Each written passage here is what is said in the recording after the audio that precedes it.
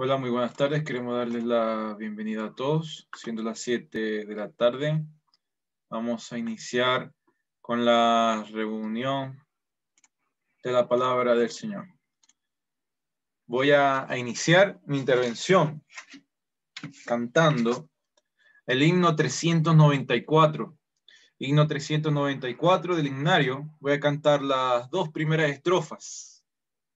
Dos primeras estrofas del 394. Dice el coro: mis culpas él llevó, mis culpas él llevó, alegre siempre cantaré, al Señor gozoso alabaré, porque él me salvó. Nosotros esperamos de que usted, querido amigo, querida amiga, que nos acompaña en esta oportunidad, pueda expresar estas palabras con gozo y alegría, después de haber entendido la palabra y haber aceptado a Cristo como su único y suficiente Salvador personal. Himno 394.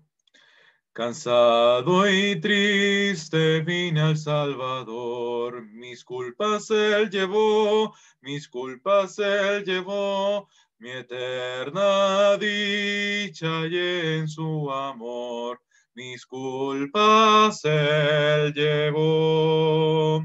Mis culpas él llevó, mis culpas él llevó, alegre siempre cantaré.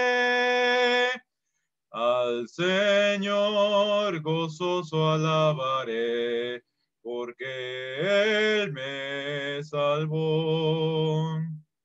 Borrados todos mis pecados son, mis culpas Él llevó, mis culpas Él llevó. A él feliz elevo mi canción, mis culpas él llevó. Mis culpas él llevó, mis culpas él llevó, alegre siempre cantaré. Al Señor gozoso alabaré, porque Él me salvó. Muy bien. Al terminar de cantar este himno, vamos a orar para encomendar esta reunión en las manos de nuestro Señor Jesucristo. Padre amado, que estás en los cielos, gracias queremos darte por tu amor, por tus misericordias, por tu fidelidad. Gracias, Señor, porque una vez más, oh Padre, tu palabra será expuesta, será predicada a las criaturas, oh Señor, de este mundo. Tu palabra que es verdad, tu palabra que no tiene engaño, tu palabra que le da luz a los hombres y mujeres que están en este mundo en tinieblas. Queremos rogar, tu Padre, que la palabra sea entendible para todas las personas que han de escuchar este mensaje en vivo, y también que sea claro para las personas que han de escuchar el mensaje por internet, por YouTube, por la grabación, Señor. Te queremos rogar por los vasos escogidos que han de hablar de tu palabra, que tú nos bendigas y nos des sabiduría de lo alto para poder hablar de tu mensaje con sencillez, pero con libertad y con poder por el Espíritu Santo. Queremos rogarte por todo esto en el nombre de nuestro Señor Jesucristo. Amén. Amén. Nuevamente queremos darle las gracias, estimado, estimada, que nos escucha en esta oportunidad y nos ve a nosotros. Y esperemos y deseamos en el Señor que esté completamente atento y atenta a la palabra del Señor. En esta oportunidad vamos a leer en el libro de Éxodo capítulo 22. El Señor nos ha mandado a nosotros, mientras tanto que los hermanos y ustedes buscan del capítulo y versículo, Éxodo capítulo 22, 1, diré que nuestro Señor Jesucristo nos ha mandado a predicar el Evangelio. El Evangelio son las buenas nuevas de salvación para ti, para tu alma, para tu vida. Y no se trata de la salvación terrenal, sino de la salvación espiritual, la salvación eterna que el Señor te ofrece en esta oportunidad a ti. Esta salvación gratuita. Y esperamos de que tú puedas entender esto. Porque tú, querido amigo, querida amiga, estás en tinieblas. Porque has pecado. Y tú no eres la única persona que ha pecado, yo también lo he hecho. Todos los que estamos aquí conectados hemos pecado delante de Dios, pero la gracia de Dios es más grande que tu pecado y que mi pecado, sin importar lo que hemos hecho en este mundo. Así que vamos a leer en Éxodo capítulo 22, versículo 1 hasta el versículo 5. Y dice, cuando alguno hurtare buey u oveja y lo degollare o vendiere, por aquel buey pagará 5 bueyes y por aquella oveja 4 ovejas. Si el ladrón fuere hallado forzando una casa y fuere herido y muriere, el que lo hirió no será culpado de su muerte, pero si fuere de día, el autor de la muerte será reo de homicidio. El ladrón hará completa restitución si no tuviere con qué será vendido por su hurto. Si fuera hallado con el hurto en la mano, vivo, sea buey o asno u oveja, pagará el doble. Si alguno hiciere pastar en campo o viña y metiere su bestia en campo de otro, de lo mejor de su campo y de lo mejor de su viña pagará. Hasta aquí dejaremos la lectura esperando que el Señor nos bendiga con su santa palabra. Amén. Voy a explicar lo que hemos leído para que lo pueda entender. Estamos leyendo en el libro de Éxodos, en los tiempos cuando Moisés vivía. Aquí hay una dispensación. Una dispensación es una división de tiempo en donde Dios da responsabilidades a los hombres y también en donde Dios juzga a los hombres. Desde que Moisés vivió, desde que Moisés dio la ley, a través de él fue dada la ley de Dios, hasta la crucifixión de Cristo es la dispensación de la ley. Pero cuando Cristo murió por nosotros en la cruz del Calvario, esa dispensación se cerró y se abrió una nueva dispensación, un nuevo tiempo, y el tiempo es el tiempo de gracia, el tiempo de la gracia de nuestro Señor Jesucristo para cada uno de nosotros. ¿Cuál gracia? Ese favor que tú y yo no merecemos de parte de Dios. Y ese favor yo lo voy a explicar con lo que hemos leído en esta oportunidad. Estas leyes que Dios ha dado muchas leyes en el Antiguo Testamento, antes de Mateo, antes del Señor Jesús haber muerto por nosotros. Dios dio varios mandamientos y hemos leído unos de ellos. Mandamientos para que el hombre no peque, mandamientos en donde Dios explica qué sucede o cuáles son las consecuencias si el hombre peca. Este mandamiento fueron dirigidos principalmente y directamente para el pueblo de Israel, ese pueblo del cual Moisés tenía encargado guiar, ese pueblo del cual Dios amó, del cual Dios cuidó. Y leímos en el versículo 21 del capítulo 22, cuando alguno hurtare. De eso quiero hablar yo, del hurto, en pocas palabras, del robar. Quiero tomar esto como un símbolo para vernos reflejados, ver esto, el reflejo sobre nuestras vidas terrenales. Cuando alguno hurtare buey u oveja y lo degollare o vendiere, por aquel buey pagará 5 bueyes y por aquella oveja 4 ovejas. La palabra que quiero destacar aquí es pagará. Todos sabemos que es robar, que es hurtar, es cuando una persona toma algo, una cosa, un material o cualquier cosa que tiene otra persona que no es de ella. Cuando yo tomo algo de mi prójimo, algo de mi vecino, sin su permiso, y lo tomo para mí, se lo quito, eso es robar. Cuando se lo quito y lo vendo, lo uso para mis bienes, eso es robar. Cuando esa persona, cuando el vecino no quiere que no toquen, por ejemplo, una silla que él tiene al frente de su casa, pero yo me salto la cerca o el portón y tomo esa silla y me la tomo para mí, eso es robar. La palabra que quiero destacar es pagará. Si este hombre que se toma como ejemplo en el versículo 1, roba un buey o una oveja, o la degollare o la vendiere, por aquel buey pagará 5 bueyes y por aquella oveja 4 ovejas. Un gran costo. 5 bueyes o 4 ovejas.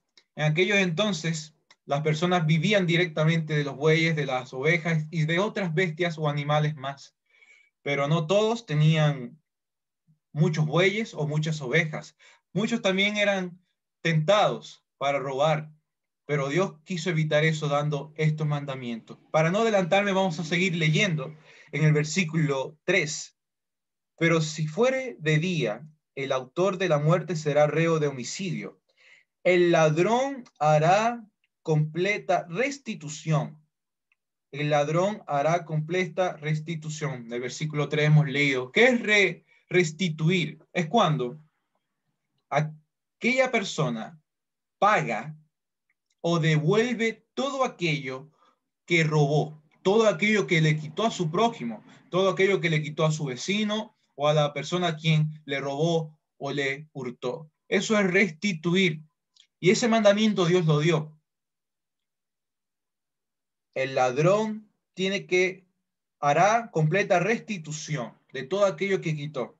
Si no tuviera con qué, o sea, si no tuviera con qué restituir, con qué pagar, con qué devolver lo que él robó, será vendido por su hurto. Será vendido por su hurto, por lo que robó. Él se convertiría en esclavo. Ya no sería un hombre libre, sino esclavizado sería un siervo. Ya vimos 2 puntos. 1, pagará. 2, que es lo que quiero destacar, será vendido. Aquel hombre que robó y no tuvo con qué pagar, será vendido. Tercer punto lo vemos en el versículo 5.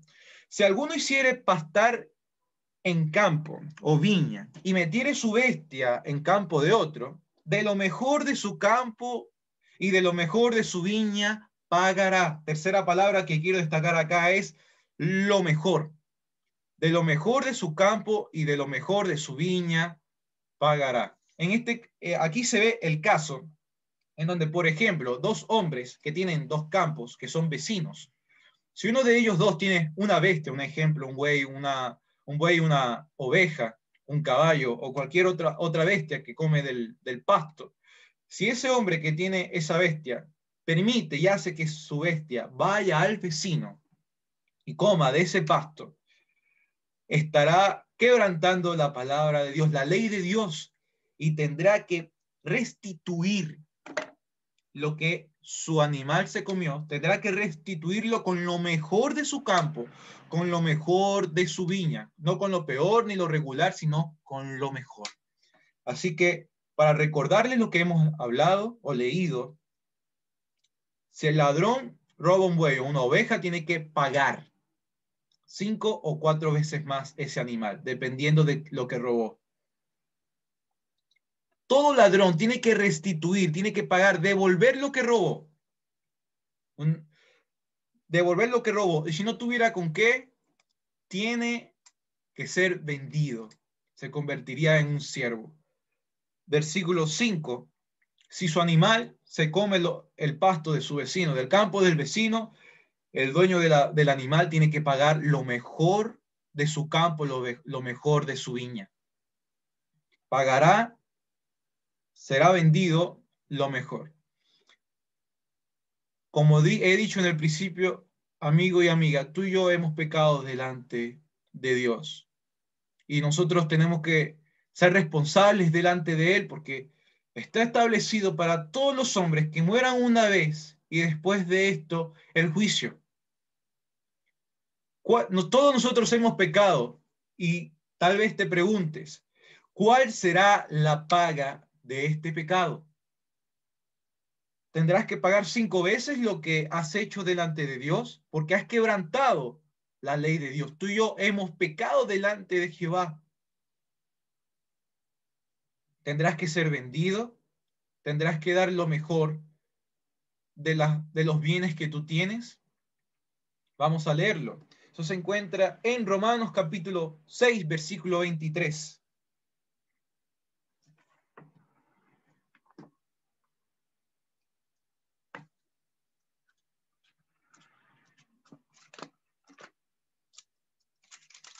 Romanos capítulo 6, versículo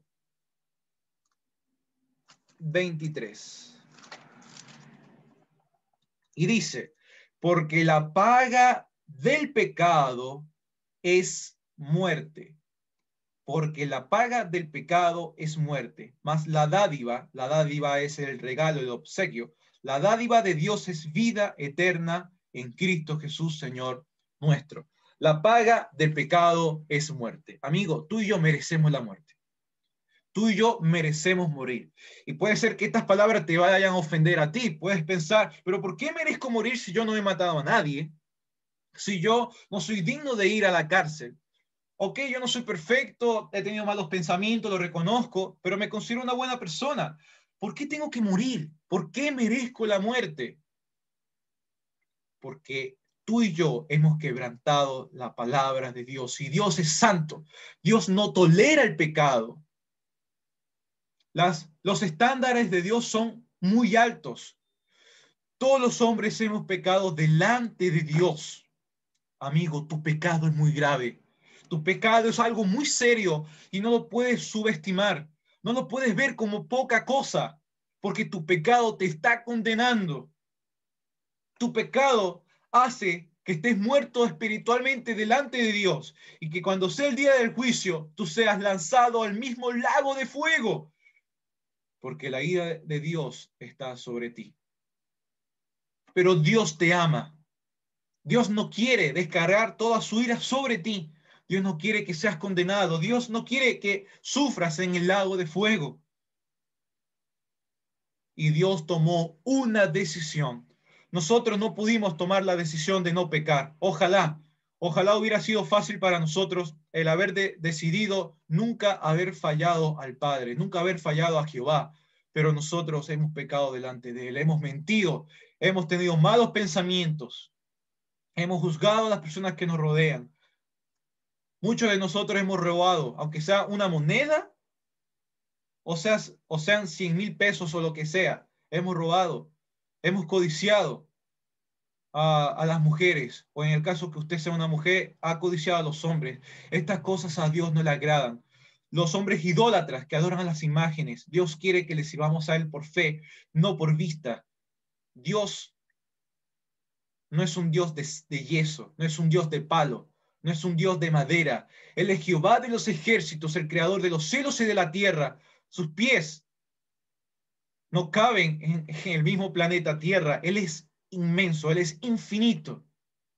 Y a ese Dios tú y yo hemos ofendido, hemos insultado. Si usted no lo sabía, pues tiene que enterarse de esto. Usted ha ofendido a Dios mismo, quien tiene poder de tomar tu alma y de juzgarla.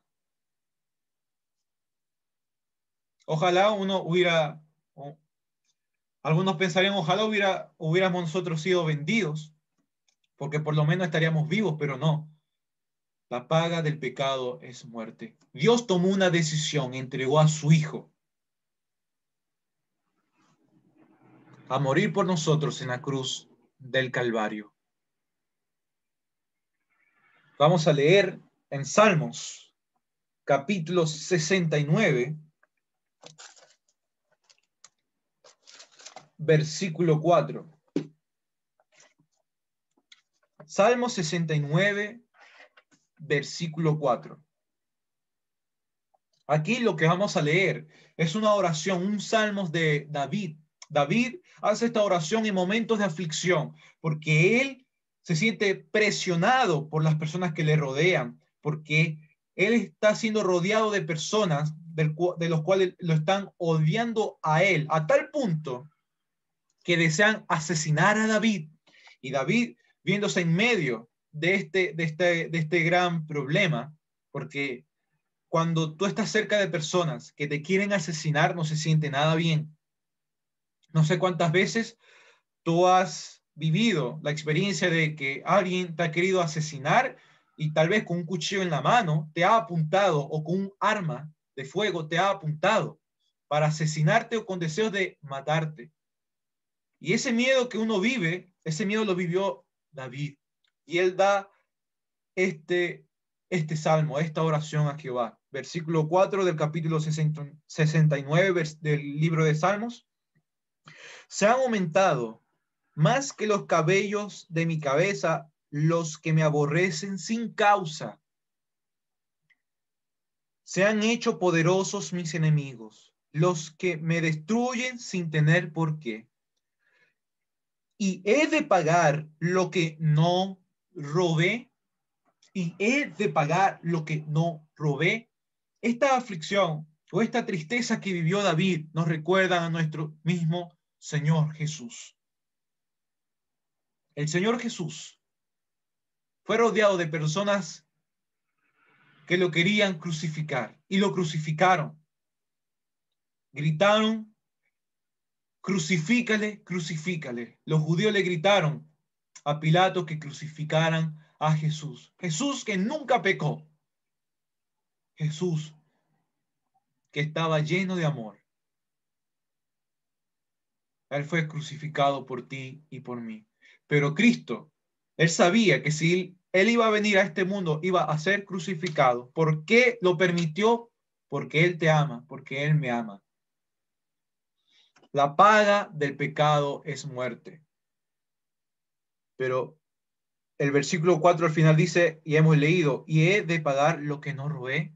Esto lo pregunta David y lo podemos aplicar con Jesús. Jesús quiso pagar voluntariamente lo que tú y yo debemos delante de Dios.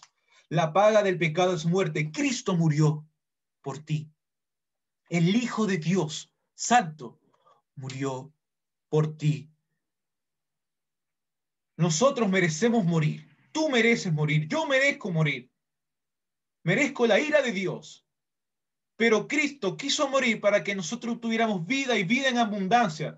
No estoy diciendo que nunca voy a morir. Si yo estoy en un auto y sufro un accidente muy grave, puedo fallecer, pero mi alma está asegurada. Y cuando venga Cristo, mi alma se unirá con mi cuerpo y será transformada. Y estaré con Jesús por toda la eternidad, en los reinos de los cielos. No estaré en el lago de fuego.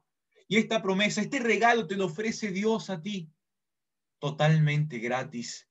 Dios, a través de su Hijo, está restituyendo lo que nosotros deberíamos de restituir, pero no podemos hacerlo, porque nosotros somos pecadores. Cristo lo hizo por nosotros. Cristo pagó lo que Él no tenía que pagar, pero lo hizo voluntariamente. Vamos a leer en Mateo capítulo 26. Mateo capítulo 26, versículo 14. Hemos leído sobre la restitución, sobre el pagar el robo, por lo que hablé al principio sobre Éxodo capítulo 22. Nosotros somos como ladrones delante de Dios, pero Jesús pagó nuestra deuda. Mateo capítulo 26, versículo 14.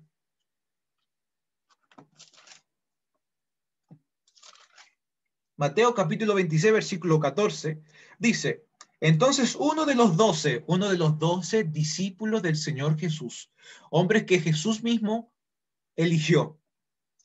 Entonces uno de los 12, que se llamaba Judas Iscariote, el que traicionó a Jesús. Judas Iscariote fue a los principales sacerdotes y les dijo, ¿qué me queréis dar? Y yo os lo entregar a Jesús. Y ellos le asignaron 30 piezas de plata y desde entonces buscaba oportunidad para entregarle. Judas traicionó al mismo Señor Jesús. Lo traicionó por 30 piezas de plata. O sea, Jesús fue vendido por esa traición. Nosotros leímos en Éxodos que Dios dijo, el ladrón tiene que restituir todo lo que robó, pero si no tiene con qué restituir, no tiene con qué pagar, con qué devolver lo que quitó, tiene que ser vendido. Y Jesús dijo, en cuanto a nuestra condenación espiritual. No. Jesús dijo, yo no quiero que tú pagues esa deuda. Jesús dijo, yo la voy a pagar. Jesús dijo, no quiero que seas vendido. Yo voy a venderme.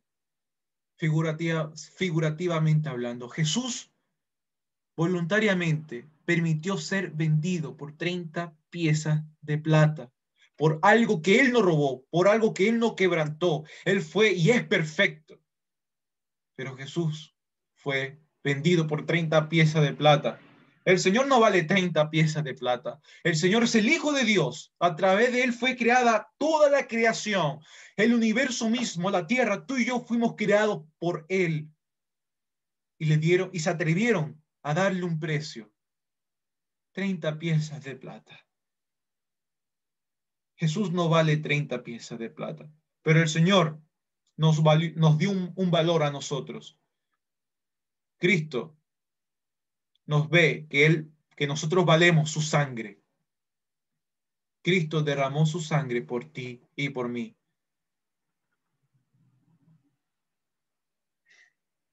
Una deuda que nosotros no podíamos pagar. Cristo la pagó por nosotros. Y por último vamos a leer en Juan capítulo 1, versículo 29. Ya hablamos sobre el pagar, cuando el ladrón tiene que pagar lo que robó, el restituir, si no tuviera con qué, tendría que ser vendido. Jesús fue vendido por nosotros. Y ahora hablaremos el punto sobre dar lo mejor. Juan capítulo 1, Juan capítulo 1, versículo 29. Juan capítulo 1, versículo 29. Y dice, el siguiente día vio Juan a Jesús que venía a él y dijo, he aquí, el Cordero de Dios que quita el pecado del mundo. He aquí el Cordero de Dios que quita el pecado del mundo. Jesús fue el Cordero de Dios que Dios se entregó para ser crucificado por nosotros, para que Cristo muriera por nosotros. ¿Y Cristo era lo peor? No. ¿Era lo más o menos? No. Cristo fue lo mejor que Dios pudo dar por cada uno de nosotros, lo mejor de lo mejor. No importa cuántos ángeles existan o cuántos ángeles Dios pueda crear. No importa cuántos hombres o mujeres perfectos y perfectas Dios pueda crear. No importa cuánto poder tenga Dios. Lo mejor que tiene Dios es su Hijo. Y Él lo entregó. Él permitió que muriera. Por ti y por mí. Jesús dio lo mejor. Dios dio lo mejor de lo mejor. Jesús. Nada se puede comparar con Jesús. Todo lo que existe, si lo ponemos en una balanza, todo lo creado, si lo ponemos al lado de Jesús, todo esto no tiene valor en comparación al valor de Jesús. Y este es el mensaje de las buenas nuevas de salvación. Cristo te ama. No importa si te sientes mal por tu pecado. El Señor quiere que tengas el gozo de la salvación, el gozo de su amor. El Señor te quiere salvar. Él pagó con su sangre. Él pagó con su vida. Él fue vendido por ti. Él es lo mejor de lo mejor. Algo que nosotros no merecemos. Lo mejor de nosotros nunca se podrá comparar a nuestro Señor Jesús. Nosotros somos nada, nada delante de Él. Pero la pregunta verdadera sería, ¿tú valoras lo que Dios hizo por ti? ¿Eres realmente consciente de estas cosas? ¿Tú realmente reconoces de que tú tenías y tienes una deuda delante de Dios, pero que Cristo la pagó? Si esto es así, pues busca búscale a Él. Arrepiéntete de tu pecado. Arrepiéntete por esa deuda que tienes delante de Dios para que seas salvo y salva. Nada es obligado. Es un regalo que Dios te da. Absolutamente nada es obligado, es totalmente gratuito. Pero esta decisión la tomas tú. Hasta aquí la primera parte de la palabra del Señor y esperando que Él nos bendiga con su santa palabra. Amén.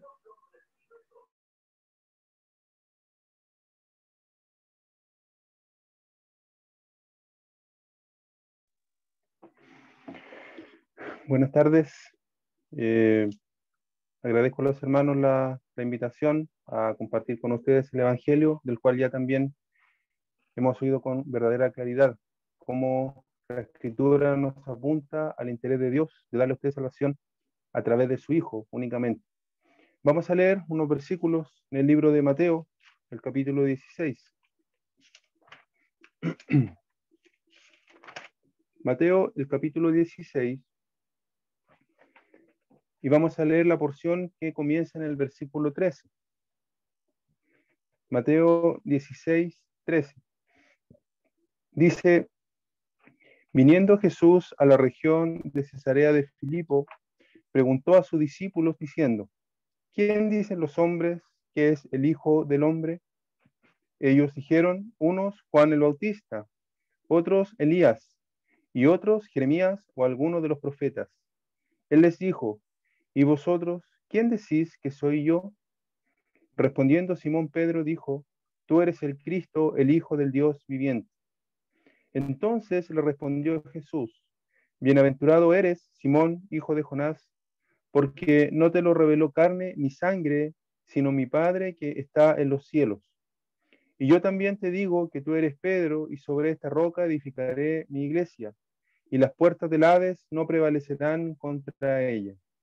Y a ti te daré las llaves del reino de los cielos, y todo lo que atares en la tierra será atado en los cielos, y todo lo que desatares en la tierra será desatado en los cielos. Vamos a leer hasta ahí. Bueno, terminemos con el 20 mejor. Dice: entonces mandó a sus discípulos que a nadie dijesen que él era Jesús el Cristo. Y en esta porción que acabamos de leer, en términos muy generales, uno puede ver cómo los discípulos de Jesús son llevados a reflexionar algo que, estando entre la multitud, probablemente no les será fácil tomar alguna conclusión propia. Ellos vivían siempre rodeados de multitudes. Dice la Escritura que aun cuando ellos iban a descansar a algún lugar, la multitud llegaba de alguna manera, aún a pie, sin tener las comodidades que tenemos hoy día para viajar, pero siempre terminaban rodeados de mucha gente. Y eso influye en la posibilidad de uno mismo reflexionar. Y si bien esta porción que hemos leído tiene muchas cosas que podríamos considerar en estos minutos, vamos a centrarnos en el comienzo de este relato y viendo cómo los discípulos son llevados a una reflexión por el Señor Jesucristo, una reflexión necesaria y obligada que ellos tenían que hacer y que esperamos que usted se dé cuenta que también tiene que hacerlo. El hecho de dejar de escuchar. Seguramente más de alguna vez ha escuchado el Evangelio, quizás más de alguna vez ha compartido con personas que son creyentes, ha cantado himnos o coros, pero tiene que haber un momento en donde usted se detenga a reflexionar y reflexionar respecto a la persona del Señor Jesucristo. Eso se destaca bastante cuando uno mira las condiciones en las cuales el Señor Jesucristo les va a hacer a sus discípulos reflexionar. Hemos leído en el versículo 13, dice: viniendo Jesús a la región de Cesarea de Filipo, preguntó a sus discípulos diciendo: ¿quién dicen los hombres que es el Hijo del Hombre? Y vamos a destacar primero el lugar, porque aquí no por nada se nos menciona el lugar donde ocurrió esta pregunta del Señor. Y dice que fue en la región de Cesarea de Filipo. Y cuando uno mira un mapa, se da cuenta que este lugar es un lugar fuera de los límites de la nación de Israel o del territorio de Israel. Por lo tanto, el Señor saca a los discípulos de lo que ellos estaban acostumbrados a ver entre las multitudes del pueblo de Israel. Y los hace reflexionar sin las multitudes rodeándoles. De hecho, la pregunta que él les hará, primero dice, ¿quién dicen los hombres? O sea, ¿qué dicen las multitudes de mí? Es la pregunta de él. Pero vamos a destacar primero de que él los saca de las multitudes para llegar a hacerles esta pregunta. Y por eso decía en un principio de que hay un momento en la vida personal que es necesario reflexionar.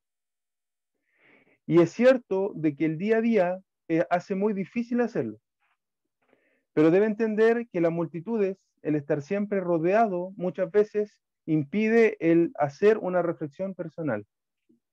Es cosa de mirar en la escritura el efecto de las multitudes.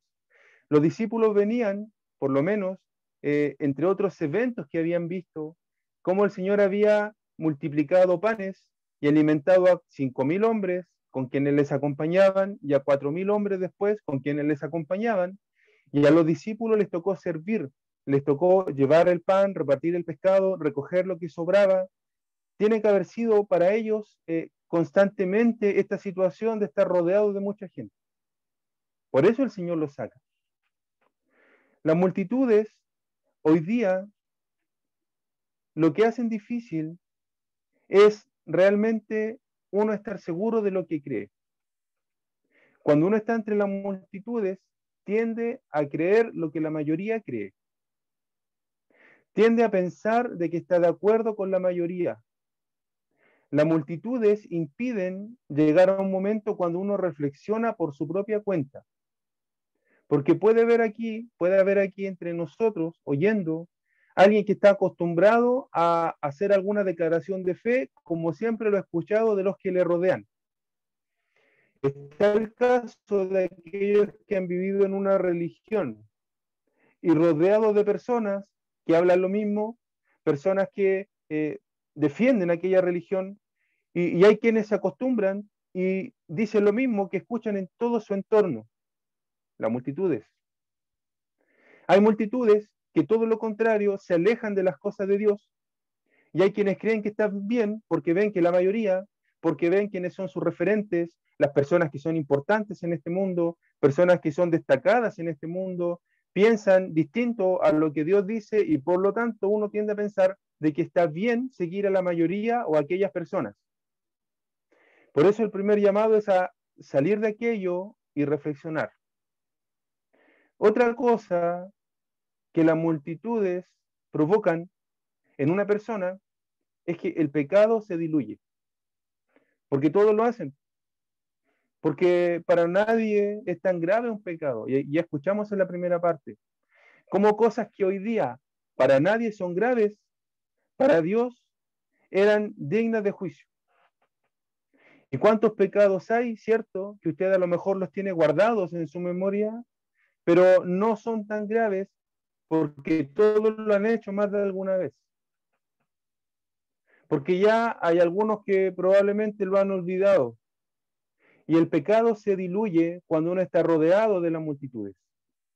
¿No ve que hay que, por un momento, dejar de pensar en quienes le rodean y preguntarse usted cómo está delante de Dios? Hay una historia muy conocida en las Escrituras de un hombre que desobedeció en medio de una batalla. Sí, en una batalla nadie se preocupa por lo que está haciendo el de al lado. Y ese hombre tomó para sí lo que no debía tomar, por orden expresa de Dios. Y toma cosas en oculto y las oculta debajo de su tienda. Y sigue su vida normal. Pero Dios le vio.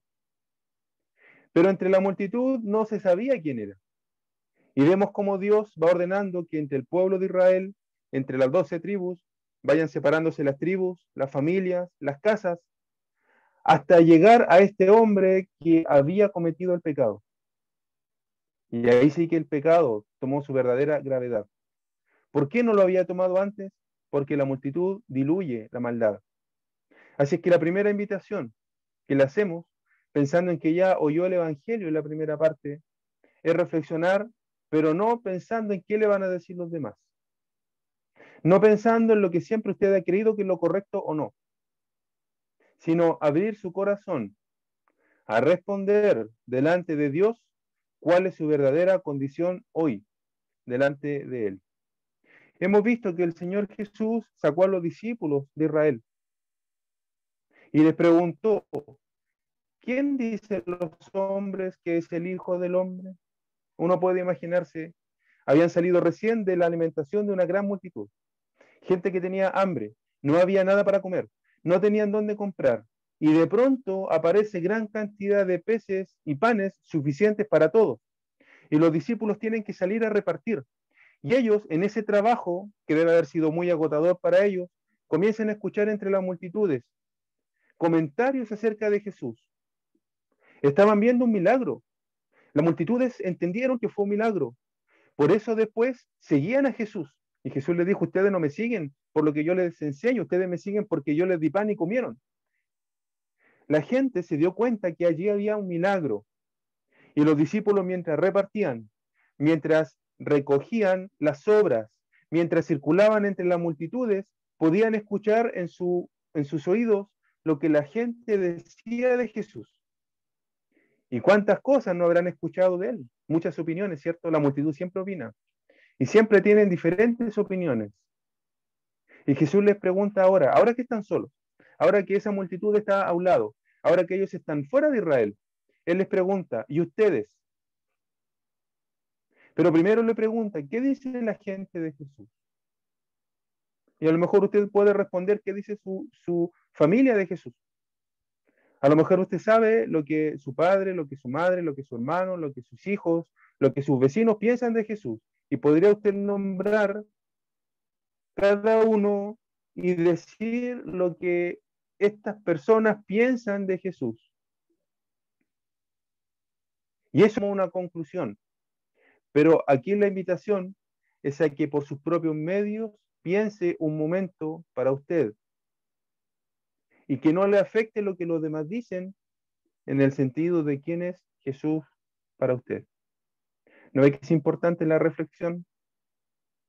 Hoy día el mundo nos deja reflexionar.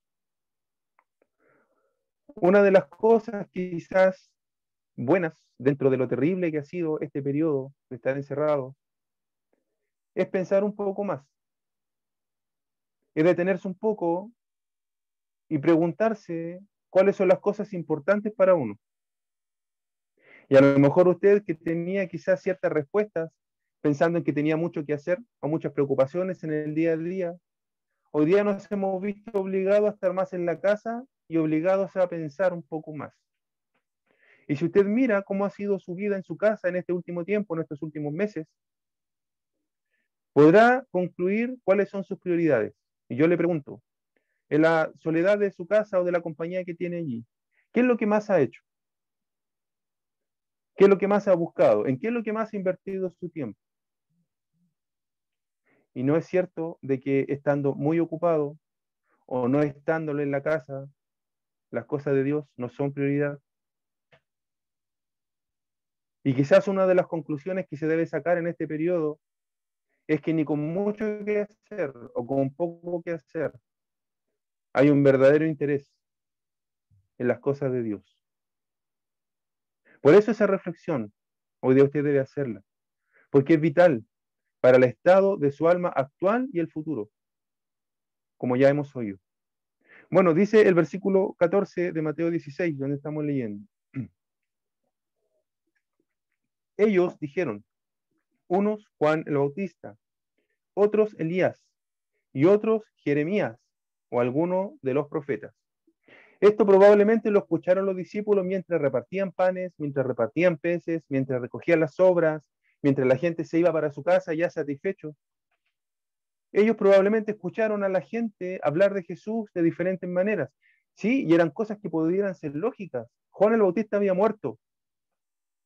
Y dado que habían visto un milagro en esta multiplicación de panes y peces, a lo mejor era Juan que había vuelto a la vida, cosa que también pensó Herodes.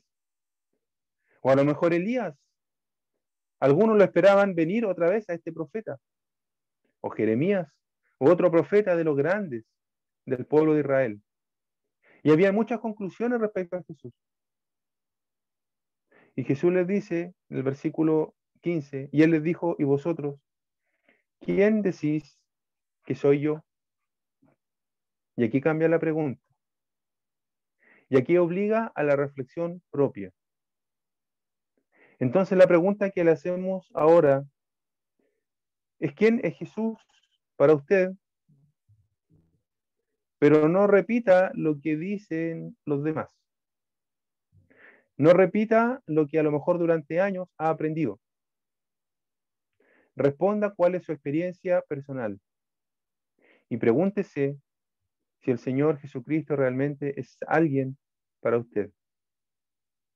El discípulo que responderá más adelante va a ser Pedro. Y Pedro le dirá, tú eres el Cristo. Y continuará con su respuesta. Pero lo interesante de esa respuesta es que es capaz de decirle a Jesús, tú eres. Porque muchos hoy día recitan lo que han aprendido. Sí, pueden repetir todo lo que han aprendido de Jesús. Pero usted puede dirigir su voz a Él hoy día. Puede decirle, tú eres. Puede hacer el ejercicio de un minuto, cerrar sus ojos y hablarle a Él sabiendo que Él le oye. O todo lo que usted puede decir hoy día es lo que ha aprendido y lo que sabe que tiene que responder. Él pregunta, ¿y vosotros? ¿Quién decís que soy yo? Sí, la multitud decía algunas cosas, pero ustedes, ¿qué es lo que dicen? Le pregunta Jesús. La respuesta es personal, entonces. La respuesta es de cada uno. Es impresionante cómo las multitudes, decíamos, ocultan el pecado y ocultan muchas realidades. Total, uno está entre la multitud. Pero es impresionante cómo cuando la Escritura nos habla del juicio venidero, cuando todos los muertos resuciten para el juicio, dice la Escritura que la muerte va a entregar a los muertos, el mar va a entregar a los muertos, se va a llenar de multitudes delante del juez, y pensando en que si por alguna razón hubiera un lugar para esconderse todavía, la Escritura nos dice que el cielo y la tierra huirán. Yo no sé qué espacio es ese, pero las multitudes estarán expuestos todos, sin poder ocultarse en ningún lugar, pero a pesar de ser grandes multitudes, todos los muertos, una cantidad de personas nunca antes vistas reunidas, dice la Escritura que serán juzgados cada uno. ¿No ve que es personal? ¿No ve que no sirve el hecho de que los demás piensen igual que yo o yo piense igual que los demás? Por eso vale mucho que se haga la pregunta que Jesús hizo a sus discípulos. ¿Y usted? ¿Quién dice que es Jesús? Pedro hará una declaración propia de alguien que ha recibido una revelación de Dios. Porque aquí no basta con creerse inteligente y dar una buena respuesta que se sabe que puede ser correcta, sino la respuesta que alguien puede dar tiene que ver con haber entendido en verdad quién es la persona de Jesús y el porqué de su obra en este mundo. Y si bien Pedro dará una gran declaración, el Señor Jesucristo se la va a aclarar aún más. Porque ellos había algo que no sabían. Sí, Pedro le dijo, tú eres el Cristo, el Hijo del Dios viviente. Tremenda declaración. Toda la multitud está diciendo algo, pero este Pedro, que no era un hombre letrado, no era un hombre de grandes estudios, no era un filósofo, no era un científico, probablemente había muchos más que tenían mejor educación que él, es lo que la Escritura nos muestra. Pero da una tremenda declaración y le dice a Jesús, tú eres el Cristo, aquel que estaba prometido que vendría, el Hijo del Dios viviente, aquel Dios eterno, tiene un hijo y eres tú, le dice Pedro. Y es cierto, pero Jesús les dirá en el versículo 21, desde entonces comenzó Jesús a declarar a sus discípulos que le era necesario ir a Jerusalén y padecer mucho de los ancianos, de los principales sacerdotes y de los escribas, y ser muerto y resucitar al tercer día. Esta ocasión para los discípulos fue bien especial. Cuando uno lee la vida de Jesús, en un libro como el de Mateo, entiende que en este relato en el que estamos hay un cambio muy importante en lo que Jesús comienza a enseñar a los discípulos y en lo que Jesús empieza a hacer. Porque decíamos en un principio, aquí Él está con sus discípulos fuera de Israel. Si uno mirara un mapa, diríamos está en el norte arriba. Y allí en el norte arriba, fuera de la nación, alejados de la multitud, Jesús les hace a los discípulos reflexionar sobre qué piensan ellos de Él. Y cuando Pedro le dice, tú eres el Cristo, el Hijo del Dios viviente, Jesús le responde que es cierto. Le dice, eres feliz, Pedro. Miren, no lo declara feliz por los bienes materiales, por alguna otra cosa, sino lo declara feliz por lo que ha llegado a descubrir de Jesús. Miren qué interesante.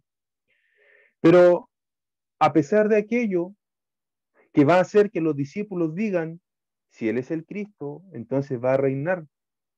Si Él es el Cristo, entonces vamos a volver a Israel y el Cristo va a echar a los enemigos, va a restablecer el poder de Israel, va a echar a los romanos, nos va a dar las abundancias que el Cristo debiera traernos.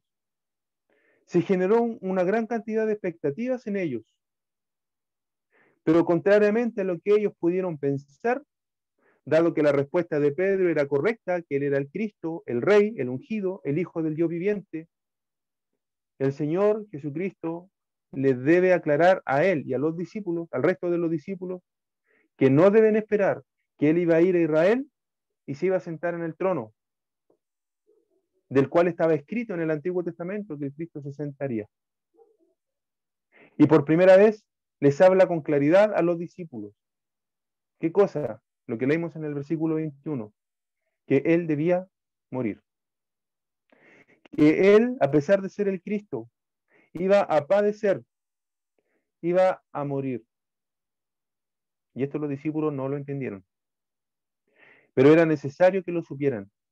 Así como usted hoy día necesita entender, en verdad, quién es Jesús y qué es lo que hizo y por qué, para poder dar una respuesta certera, basado en las Escrituras, basado en la palabra de Dios, en la revelación de Dios. Desde aquel día, uno puede ver, si sigue leyendo el libro de Mateo, que Jesús comienza desde el norte a bajar, vuelve a la zona norte de Israel, Galilea, después baja, cruza el Jordán y está en la zona de Perea, al otro lado del Jordán, al lado de Jerusalén, y después definitivamente entra a Jerusalén para no volver otra vez a Galilea, ni a Perea, ni a ningún otro lado, porque allí él moriría. Desde esta porción que estamos leyendo en adelante, él viene pensando tan solo en que llegó el momento de dar su vida en la cruz.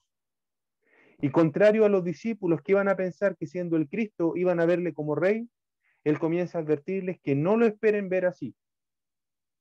Un día él vendrá cual rey, nos dice la Escritura. Pero ellos debían entender que si él seguía su camino ahora, y si él iba a Jerusalén, porque él les va a decir, vamos a Jerusalén. Y tan solo esa expresión para los discípulos podía ser el significado, vamos a reinar. Pero cuando él les diga, vamos a Jerusalén, va a ser para morir. Y esto es importante que usted también lo entienda. Cuando hablamos de Jesús, sí, seguramente la mayoría le recuerda como aquel que nació en un pesebre o fue acostado en un pesebre y como aquel que murió crucificado.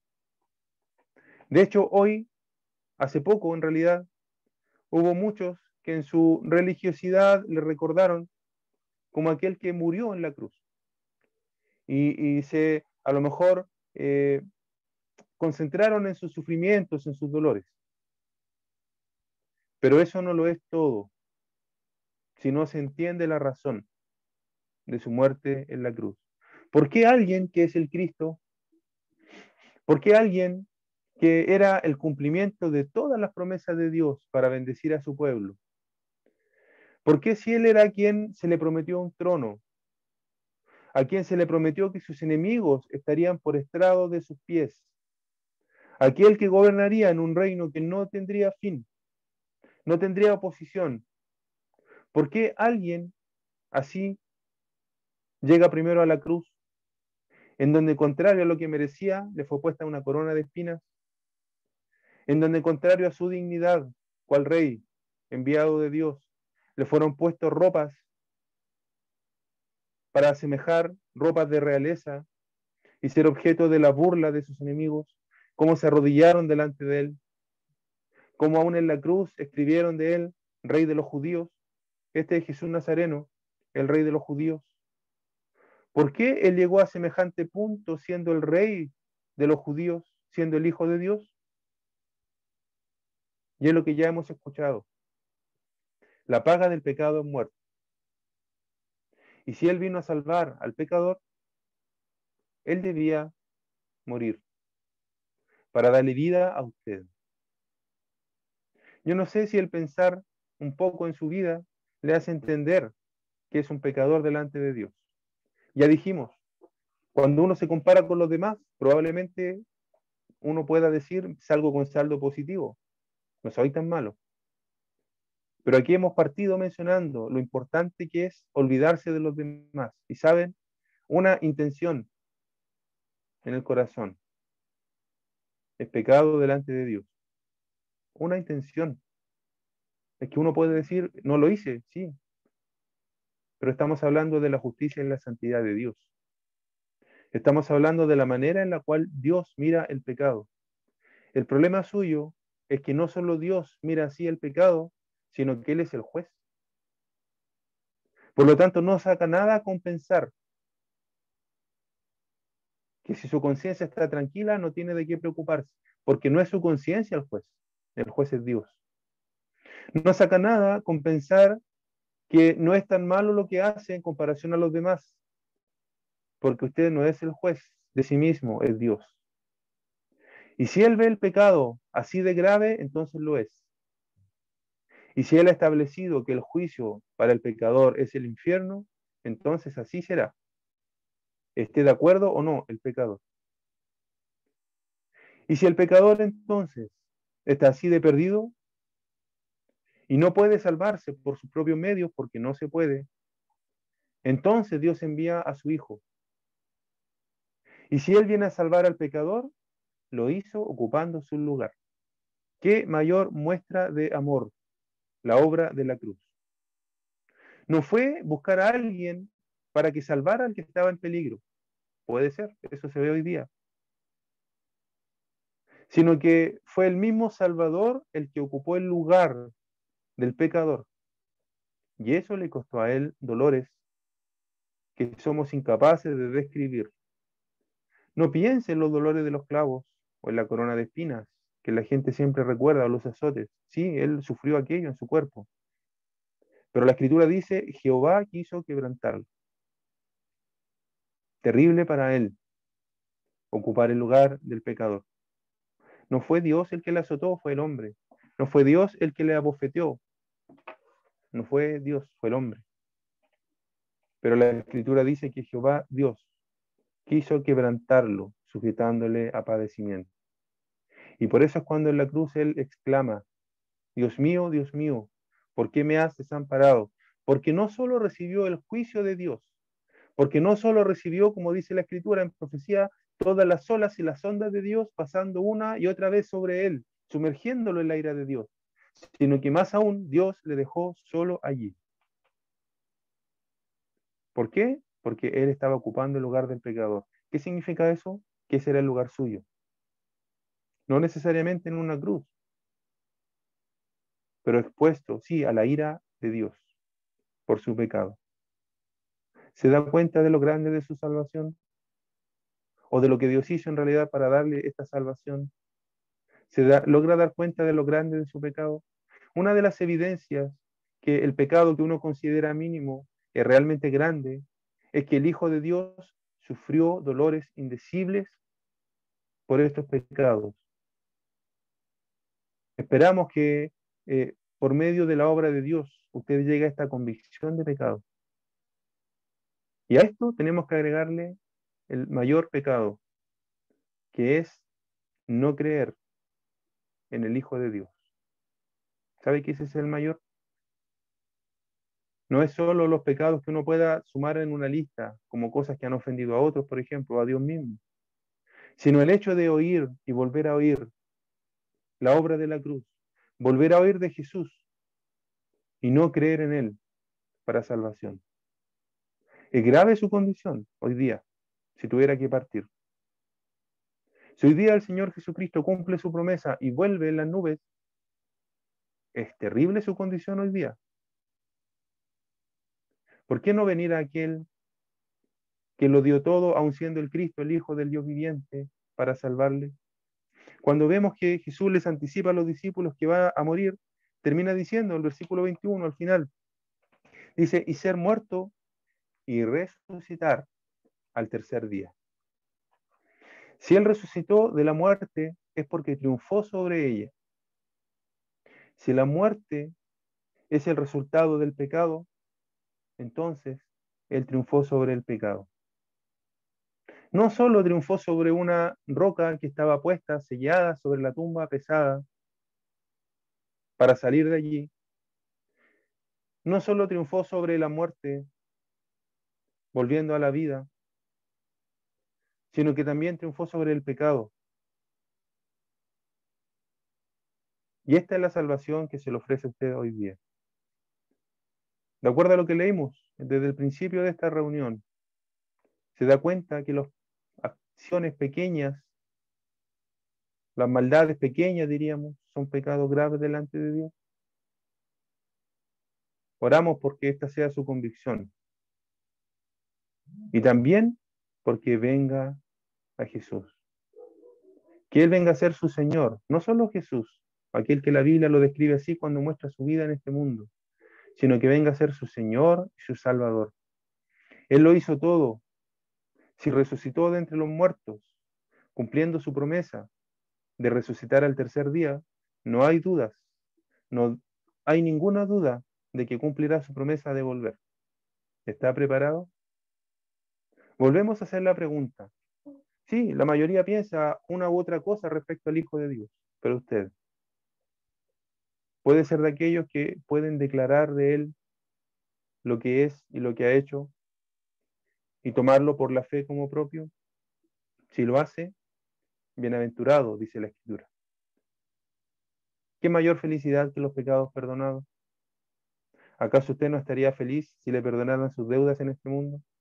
Si los préstamos, las cosas que está pagando de un día para otro, alguien le dijera que ya está todo perdonado, sin duda sería un motivo de alegría. ¿Cuánto mayor que sus pecados sean perdonados ahora? Bienaventurado, dice la Escritura, feliz. Aquel a quien Jehová no inculpa de iniquidad, a quien aquel Jehová ha perdonado su pecado. Es posible, es posible. Ahora, porque la obra la completó el Hijo de Dios. Venga a Él, recíbale, para tener el perdón de los pecados, la salvación de su alma. Que el Señor bendiga su palabra en esta tarde.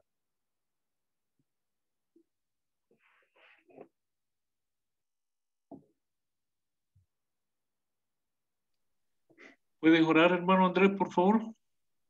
Bueno,